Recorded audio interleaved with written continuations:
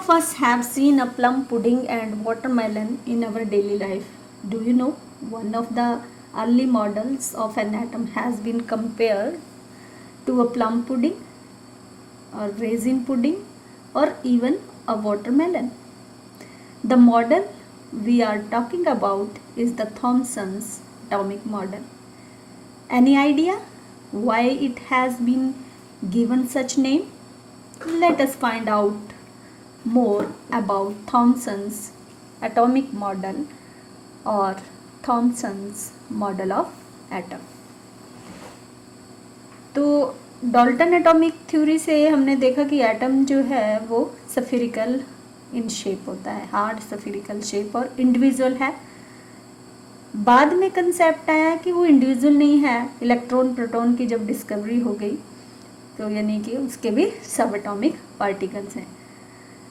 तो the discovery of sub atomic particle led to the search how the sub atomic particles are arranged in an atom.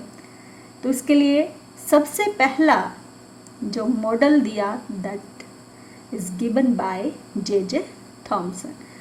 J.J. Thomson was the first scientist to propose a model for the structure of an atom. So when J.J. Thomson proposed this model of atom in 1903, then only electrons and protons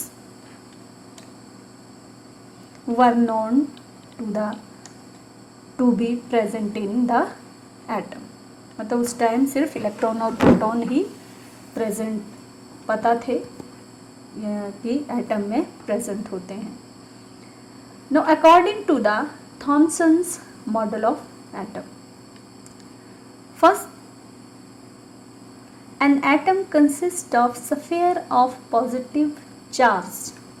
जिस तरह से ये figure दिख रही है, बोलता है atom जो है it consist of sphere of positive charge with negatively charged electron embedded in it. ये जो नेगेटिव चार्ज है बोलता है इस पॉजिटिवली चार्ज स्फीयर पर धन से हुए हैं, एम्बेडेड हैं.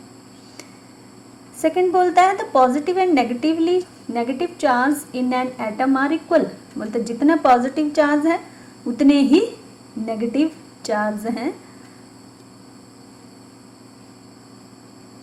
Due to which an atom is electrically neutral. और इसकी वजह से ही एटम जो है वो न्यूट्रल होता है.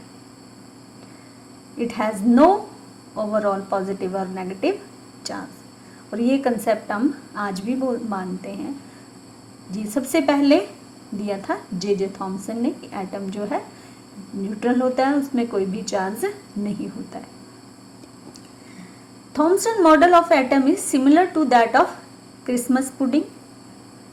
The electrons emitted in sphere of positive charge like a dry fruits in the spherical Christmas pudding.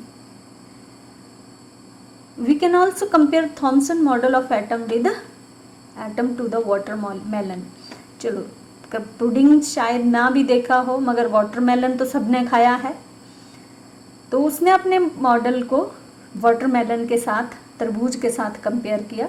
बोलता है इसका जो रेड एडिबल पार्ट जो हम खाते हैं उसको बोला कि वो क्या है. Red edible part of watermelon represent the sphere of positive charge. वो पॉजिटिव चार्ज जो है वो है, स्फीयर ऑफ पॉजिटिव चार्ज है. Where the black seeds embedded, जो बीच में काले दाने बीज होते हैं, सीड्स होते हैं, एम्बेडेड होते हैं वाटरमेलन के अंदर, उसको इसने कंपेयर किया विद द इलेक्ट्रॉन्स.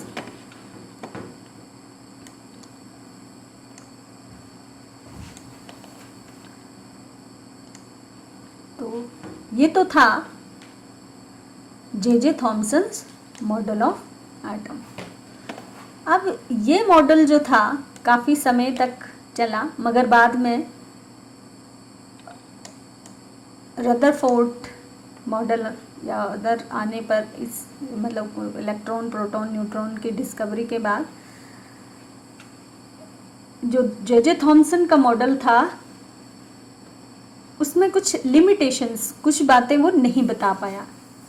क्या नहीं बता पाया, या मॉडल जो था वो फेल हो गया। तो सबसे पहले limitation of Thomson atomic model failed to explain how the positive charge hold on the electron inside the atom, यानी कि he failed to explain the atom's stability. Second, the theory did not mention anything about the nucleus of atom. Nucleus के बारे में कुछ नहीं बताया उसने. Third, it was unable to explain scattering experiment of Rutherford. और last one, this model of atom, क्योंकि main बात यही थी कि उसका मॉडल जो था वो रिजेक्ट हो गया, और रिजेक्शन का मेन कारण था this model of atom did not have any experimental evidence in its support and therefore the model was rejected. इसकी वजह से ही मॉडल जो था ये रिजेक्ट हो गया. ये इसको सिर्फ थ्योरेटिकल माना गया, इसका कोई एक्सपेरिमेंटल प्रूफ नहीं था, इसलिए ये मॉडल फेल हो गया. Thank you.